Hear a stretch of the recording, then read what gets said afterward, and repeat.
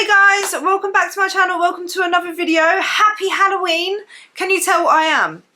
Yes, comment down below what am I dressed as, because I'm not gonna lie, I don't even know myself, right? I got this blue wig for trick-or-treating with the kids because I thought, you know, I want to dress up. And I thought because it's Halloween, we can have a bit of fun, dress up and answer the questions so it's not as boring, right? So this is the look. I feel like I look like I'm either from the future or I've come from space, like I'm a space girl or something. I don't know. So that's what today's video is, guys. Yeah, I'm going to be answering your questions, looking like a Smurf from space. Do you like it? It really does make my forehead, I know I would never suit a fringe, makes my forehead look extra big. So all the things I learnt from the future in space. What do we think? Do we like it? If you enjoyed today's video, guys, please be sure to leave a like. I really, really appreciate it. It shows me that you enjoyed today's video. I'm going to be answering your questions. So if you would like your question answered, then all you need to do is make sure you're subscribed. Click the bell button so that you don't miss a video. We'll also get notifications on your page, basically, to let you know when I post into my community tab. And I do that a lot when I am going to be doing a Q&A video. So if you've got the notifications on, you can be one of the first. Oh my days, this hair's already annoying me. One of the first to get your question put there so I can answer it. So yeah, that's what today's video is, guys. If you don't know who I am, this is the first video of mine you're watching. Hello, my name is Louise. I used to be morbidly obese. I never had blue hair, but I was 269 pounds and I ended up losing 120 pounds, and I share my journey, my tips, how to lose weight, how I lost weight, and just everything to do with health, fitness, weight loss in general, and even self-development. I do Q&As answering questions for you guys quite regularly. So that's what I do here. So if you'd like to be part of the family, then subscribe. So we're just going to get straight into the video, and I'm going to just start from the first questions I see and I'll work my way down. So this question says, "Hi Louise, I just wanted to say thank you. I started watching your videos 19 months ago and yesterday I reached my goal weight. You're super motivating. Love to you." Oh, I just want to say before I carry on with the rest of the message, well done on your weight loss. That's amazing and I love you too. And the biggest thanks to you for being yourself online. That's what made the difference for me this time losing weight, was that I could listen to a no-fuss, practical girl like you. Outwardly, I'm celebrating my achievement, but inwardly, I feel sad that I have completed my goal because I feel like now I don't have a path or goal to chase. What's your advice for me moving forward into maintenance? I 100% understand where you're coming from. Firstly, obviously, I've already said it, but I'm going to say it again. Well done for reaching your goal, but I don't think we understand or we can fully comprehend that kind of grief process that you kind of go through once you hit your goal. It's like with any goal, like even when I hit my bikini competition, a lot of bikini competitors talk about this as well. It's like once the competition is over, it's like called like the post-show blues. It's like when you hit your goal, you've been working so hard towards something, that's like giving you so much purpose. So then when you hit that goal, it almost feels like, now what? And what helped me, because I did go through that as well, I almost felt like, well, I don't know what to do now. You feel almost lost. My advice to you, and what obviously helped me, was to find a new goal. For me, that was lifting weights, building muscle. I eventually did a bikini competition. You don't need to do that, but I always find it more motivating to have something else to work towards. And for me, building muscle, focusing on that, focusing on lifting weights in the gym and like increasing the weights and setting those kind of goals was one, obviously helping me to maintain my weight loss, and also to change my mindset on the scale as well, because you see your weight going down week to week and that is what's motivating. And then when you go to maintenance, you might see the scale fluctuate. It won't always be your lowest. You might gain a little bit of weight. So when you lift weights, it helps you to develop a healthy mindset and like, okay, well now I don't need to focus on the scale going down. I need to focus on these other factors. So find a goal to work towards, like another goal that will help you stick to your maintenance, if that makes sense. So like you can maintain, maybe lift weights, don't have to be lift weights, like join, I don't know, say you like a dance class, and you could work towards a goal of performing a dance routine or something. Do you know what I mean? Like it doesn't have to be anything like that, but find something that you would enjoy and that you could pour your focus into that relates to your health and fitness goals, if that makes sense. I've lost 92 pounds and have a pile of clothes that are too big for me now. Should I get rid of them or should I save them just in case? Some of them are really cute. Love your channel, by the way. You have really helped me keep on track. I started my journey in January and I want to lose 100 pounds by the end of the year. Thank you for everything. No, Don't save them. This is like me as well. Yeah, I'm a bit of a hoarder. I'm like, but what if? No, don't save them, because then you're holding the space in your head for you to think that you might regain the weight back. They might be cute, but you have lost, how much did you say? 92 pounds. You're nearly at 100 pounds weight loss. Well done for that as well. That is amazing. That's a massive amount of weight to lose. You've lost that weight. You can celebrate your new body by buying even cuter clothes in a smaller size, and you don't need those bigger clothes because you're never going back to that size again. You're not regaining 92 pounds. Do you know what I mean? So like, celebrate your weight loss. Buy a couple of nice new outfits that are cute, that you've maybe wanted to wear when you was bigger but you felt like you couldn't. That is an amazing way to celebrate your weight loss, because you deserve it. So proud of you, such an inspiration. My Q&A has an answer, but I'm curious on your feedback on self-identity changes you've made in order to achieve the new you. What are some of the things or ideas you had to let go of in order to have success at weight loss? I had to let go of the idea that I was just meant to be big. That was like an ingrained kind of self-limiting belief that I had. So I had to let go of that in order to lose weight. Other things I kind of had to let go of was emotional eating. Like those things, because everything that was keeping me overweight in order to lose weight, I had to let go of it. So like emotional eating, those self-limiting beliefs that I had about myself. Great work, looking good, thank you. Good Lord, what a pic. Thank you. Girl, keep up the good work, you are body goals. Oh, thank you. Hi Louise, did you ever find that you didn't see your real size when you looked in the mirror? I realise now that as I got bigger over the years, it just wasn't registering in my brain when I looked in the mirror. Only when I saw a photo of myself then it kind of shocked me, but then I'd look in the mirror again and just wasn't seeing it. I recently read this is not uncommon. I'm interested if you've ever experienced that too and how you dealt with it. Love your channel and you are my inspiration. Oh, thank you so much. I appreciate that. Yes, I did have this. Like, I hated a picture being taken of me because I was like, I couldn't understand why I looked so massive in pictures.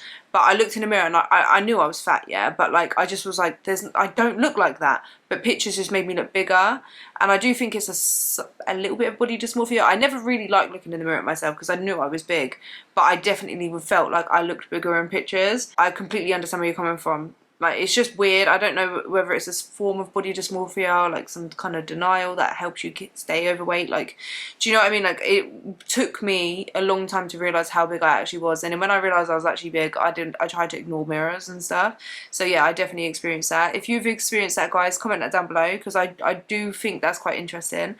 That you can get body dysmorphia when you're thin and think you're fat, but then when you're fatter, you can actually feel like you're not as fat or big, should I say, as you are. When you are losing weight, how many times a week would you overeat? Some days I'm so good and feel like I've got this. Other days I want to scoff at everything in sight. Wanted to know how consistent you were. I'm not gonna lie, when I was losing weight, like the first time, like where I lost all of my 120 pounds, I don't know how I did it, because I do struggle now sometimes.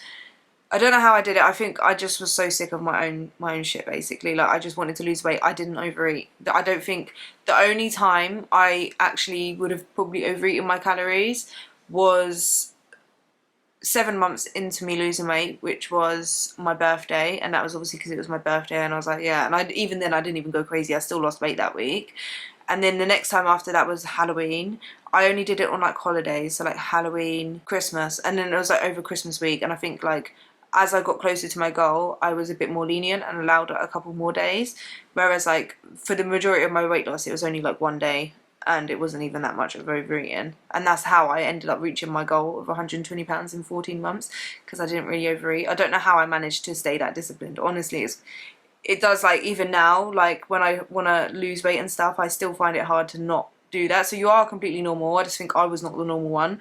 I just really wanted to lose the weight in it. So I was pretty consistent. It just does come down to, I think, how much you want it, and being so sick of where you are at that you would do whatever it takes to lose the weight and like keep going and like just not have that desire. Have any more snacks and high protein meals ideas that are low in calories?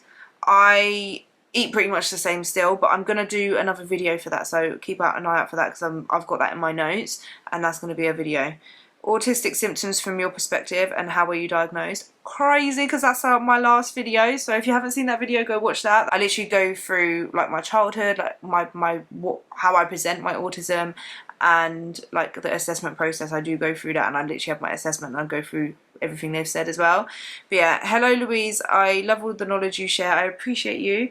I think you might have said, I have been working out pretty steady for almost 4 months. How can I grow my gluteus medius? So for anyone that doesn't know, the gluteus medius, I think that's how you say it, is directly below your gluteus medius, yeah, which shows like the lower part of your bum. So a good exercise for this is clamshells, and then also lying leg lifts. If you lie on the floor on your side and lift your leg up, you could do that with resistance.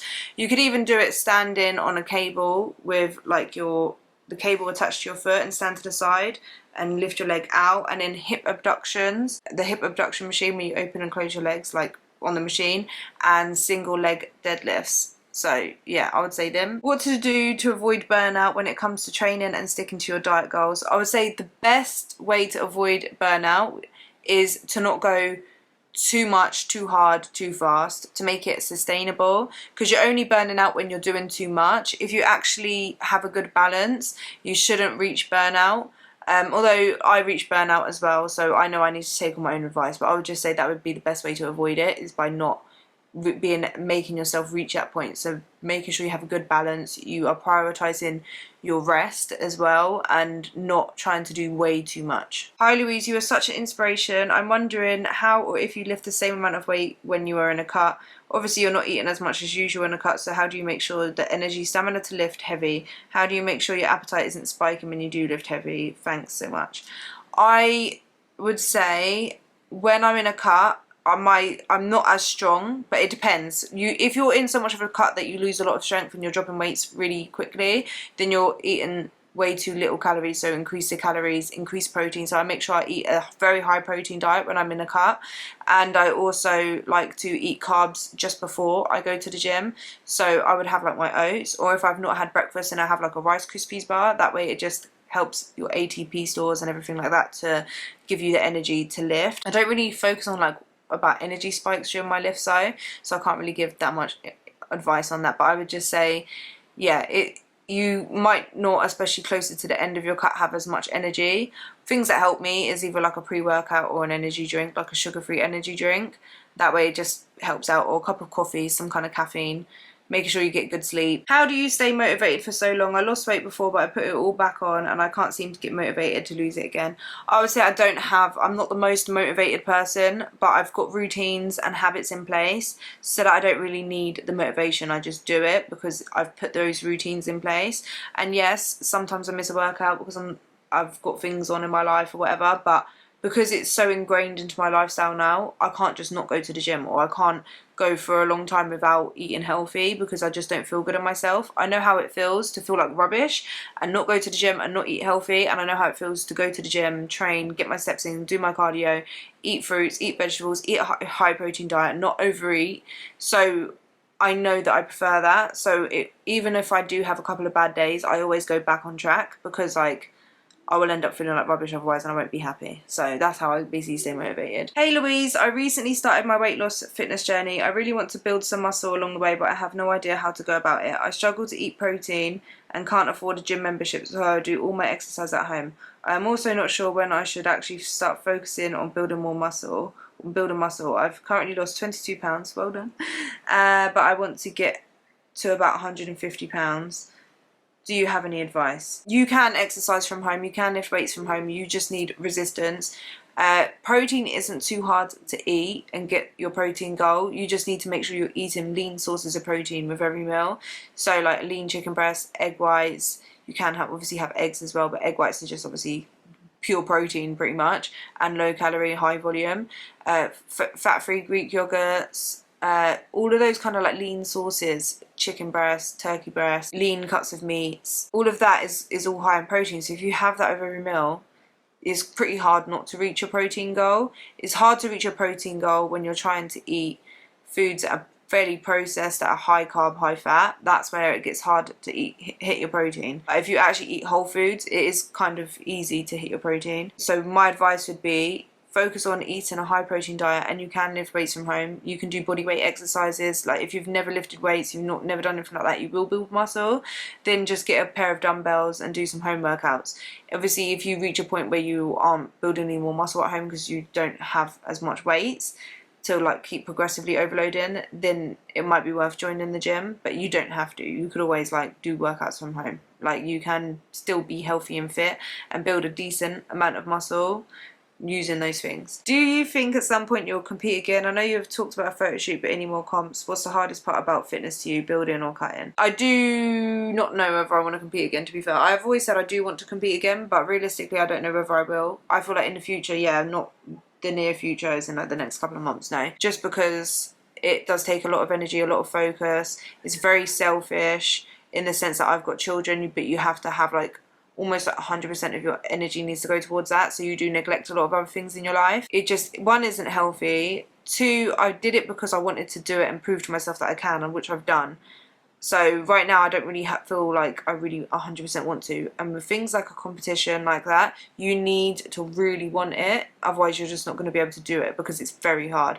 The hardest part about fitness, I would say, is cutting past where your body wants to be. So for a bikini competition or something like that, yeah, cutting past that, because you end up being really tired and really hungry, which is really hard. And then also when you go from a cut to increasing your calories, that could be hard, like seeing your body fat fluctuate. That can be hard to then kind of switch your mindset back into a building phase. But then once you get into it and you start seeing progress, then it gets so much easier, so it's not that much of a big thing. Hey beautiful, do you struggle with food guilt? I'm 80-20 of healthy eating, but the 20% is making me feel a way about myself lately. No, not really anymore, but I do think when I first started to like maintain and then find a bit more of a balance between eating out, like takeaways and stuff, it can be hard to kind of realise that's okay, but you just don't beat yourself up about it. And I think if you stick within your calories when you do eat, like the 20%, so say like 20% of your diet comes from processed foods, chocolate, sweets or something, biscuits, whatever, as long as you stick those within your calories, you're not going to gain weight. And if you do that and then over time like weigh yourself and show yourself that actually I can eat that stuff as long as it's within my calories, I'm not going to put on body fat. If you do that and you do it through practice and you see it, then you're not going to feel as guilty, because the guilt is coming from where you feel like you've done something wrong, which you haven't. You're literally eating a biscuit. Do you know what I mean? Like, it's not that bad. As long as you're not overeating it and going over your calories and consistently going over your calories, you're not going to gain body fat. So it's not wrong. It's okay. Like, as long as you're getting your nutrition from whole foods and stuff, if you've got calories left over, there's nothing wrong with filling that out with foods that make you like feel good, taste nice, is enjoyable, or for a social event. Do you know what I mean? So if you do it and then you see that you're not gaining weight, then that will help. When you started, how many times a day did you work out? I worked out once a day. I went to the gym and walked on the treadmill once a day. When we were in lockdown, how many times did you work out at home? I only did it a couple of times a week. I didn't do it every single day. Literally, I think I did it like 3 times a week. Oh, the wig is starting to hurt my ear. I'll put it over my ears.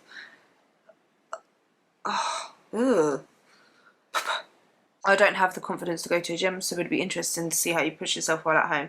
So what I did at home was I ended up getting a Fitbit, and then I made myself go out for walks and hit a certain step goal, which I started off with 6,000, then 8,000, then 10,000. I did like home workouts that was on like the Pure Gym app, which is literally just like body weight exercises for like 45 minutes. And then I was also working on my push-ups, so I was trying to do push-ups. But that was like deep into lockdown. That was like closer to the summer. Did you find it easier to keep going when you started documenting your journey on Instagram? Yeah, I did. I not because of other people, but I just felt like it kept me consistent with my weigh-ins, and I was posting what I was eating. It helped me feel like it was a bit of a diary, like I was venting. And then when I would post my weigh-ins, like I felt like I was held accountable. Like I remember feeling like if I want to overeat, what if I don't lose weight this week and I have to post that? That's pretty embarrassing. So like I just remember thinking that, so it just kept me going. So I definitely do think it helped. Also, did you literally start with no followers and find it embarrassing and or difficult to get started on there?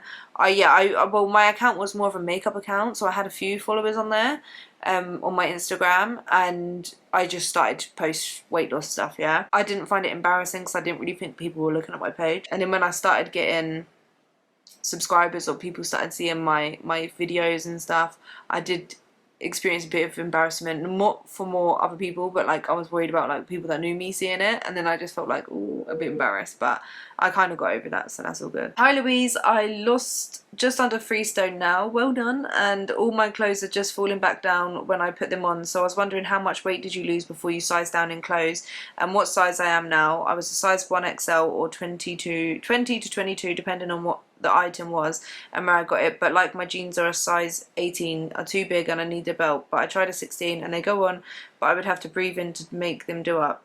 But my underwear is a size 16 and fits perfectly proper comfy. When I googled it, it says my size is 1XL. Is it possible that I'm still a 1XL and just stretched my clothes out of shape because I was the biggest sizes for that clothes group, and now I'm like the smallest end of that size group? So I'm so confused. I hate shopping for clothes. I just want to go in a shop and pick something and go home. I don't suffer with social anxiety or nothing. It's just I can only afford market store clothes or clothes from Asda, Tesco, Sainsbury's, etc. And now I also have a goal to work towards at the end of February, early March next year, and I'm going to be going abroad for the first time ever. So any tips on how to size up or measure up for clothes would be appreciated. Thanks in advance. Yeah, it is definitely possible that you did maybe like stretch out your clothes a bit. Like I remember like my clothes kind of stretched it out, but also what you should take into account is when you got the clothes, how long has it been since now? Only because I feel like clothing sizes are off in like different shops and stuff. Like it really bugs me. Like one shop size 12 would be like another shop size 14, or one shop size 12 would be like another shop size 8. Like it's all messed up. So like I do think that I understand not wanting to go in and try on loads of clothes and then it not fit and it's frustrating. Like I get it.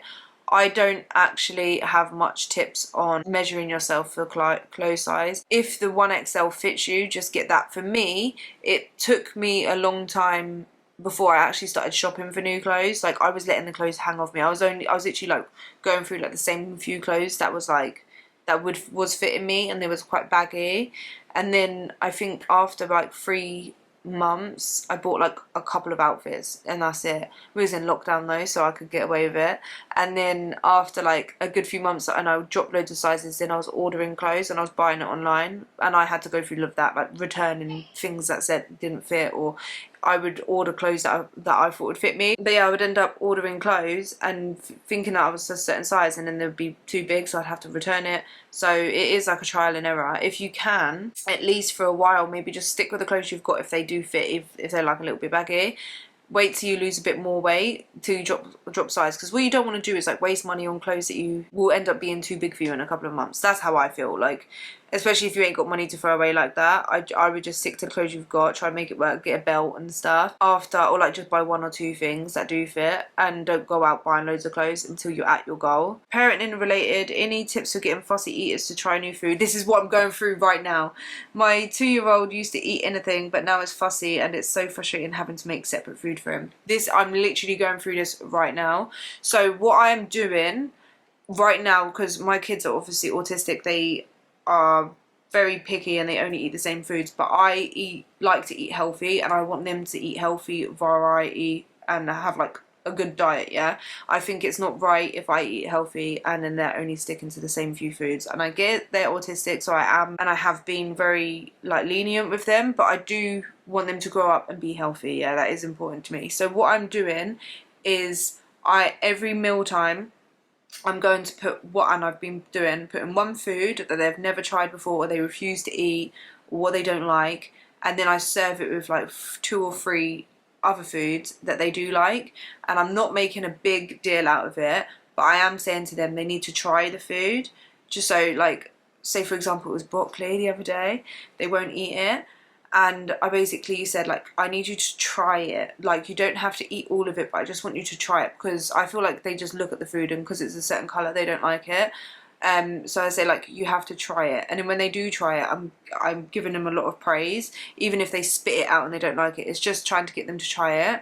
And apparently, like, what I was reading online is you keep doing this until they eventually eat it. But what I'm also going to do is I'm going to set up a reward system so that when they actually eat the food they don't like or whatever, when they actually eat it or try it and actually like at least make an effort with it, not just and then spit it out, when they actually try the new food, then they will get like a sticker. And if they reach like 10 or 5 stickers a week, probably do like maybe like 3 stickers or something, then they can get a reward at the weekend and they can get whatever they want. I could take them out and buy them a toy, or they can go for like wherever they want to go. If they want to go soft play, something like that. So it's like a reward system, so it will encourage them to try it.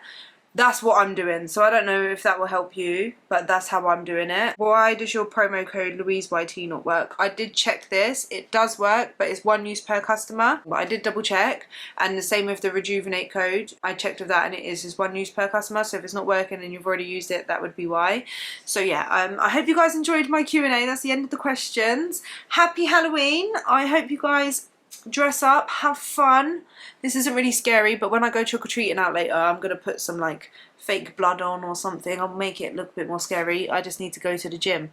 I'm contemplating wearing this to the gym, to be honest. But yeah, so I hope you guys enjoyed the Q&A. Thank you so much for watching. If you would like to take part in another Q&A, make sure you leave a comment down below as well, and be subscribed so that when I post in the community tab. But yeah, comment down below a pumpkin for Halloween, guys, if you made it this far, and I'll see you guys in the next one. Bye.